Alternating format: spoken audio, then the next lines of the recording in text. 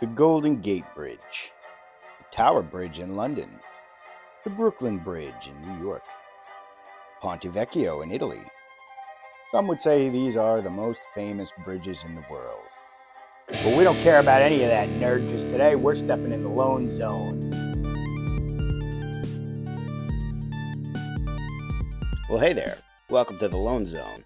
I'm your host, Tommy Mortgage. Today, I'm dressed like a novelty rapper from the early 2000s because I want to talk to you a little more about a bridge loan. And what the heck's a bridge loan, you might ask?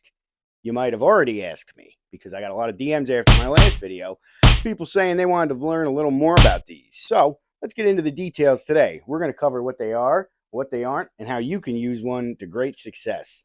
How you can use one well. A bridge loan, as the name suggests, bridges the gap between you not having a property and you flipping it or refinancing it into a longer-term mortgage. Now, they started in the 1960s with our friends across the pond there in the UK, where they were known as caveat loans.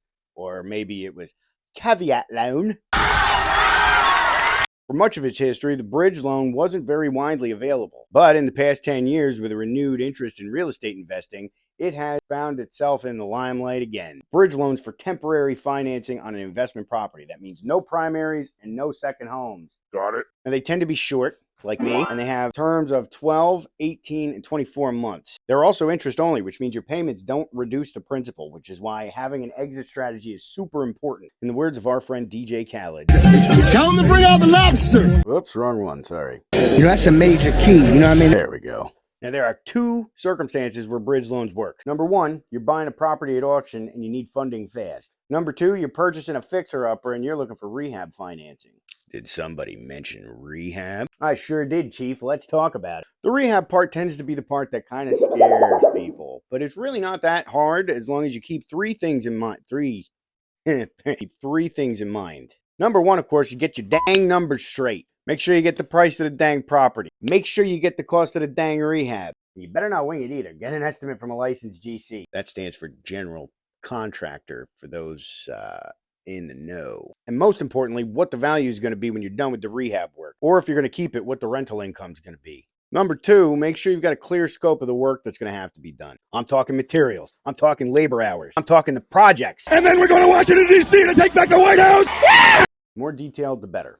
Now, it might seem a little bit excessive to do up front, but I promise you it's going to save you time during the loan process, which is when you're not going to want to waste it. Number three, closing in an LLC. Come on, it's all right. You can tell me. You're probably going to want to get it set up now. Don't wait. Now, the cool thing about rehab bridges is that they can fund both the acquisition of the property and the rehab work being done. How much of the rehab, you might ask?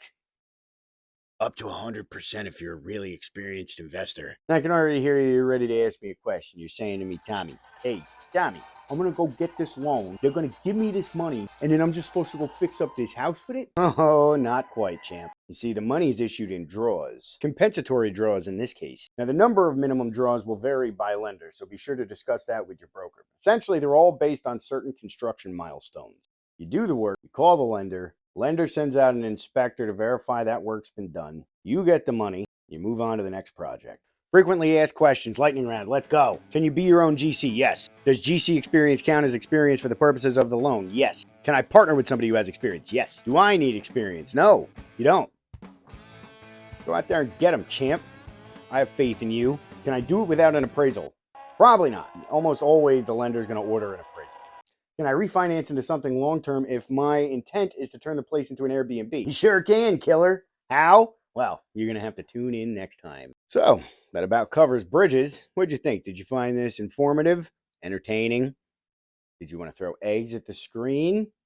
Be sure to tune in next week when we talk about my other favorite investment product, DSCR loans, and how you can use them to help build your real estate portfolio. You want to get your grubby mitts on a bridge loan of your own? Give me a DM. Let's talk about it. This has been The Loan Zone. I've been Tommy Mortgage. Thanks for watching.